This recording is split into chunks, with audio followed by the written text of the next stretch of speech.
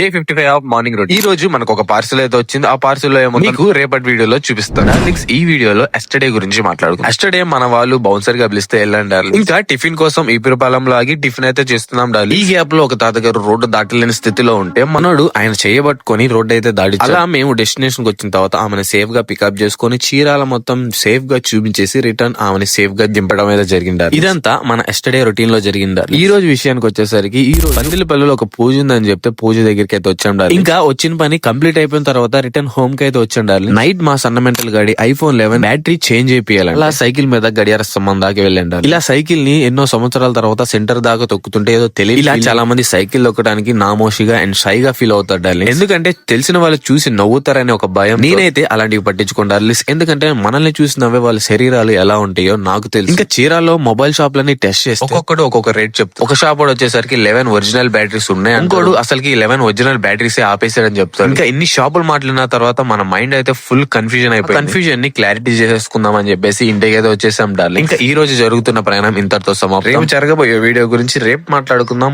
ఓకేనా? By by.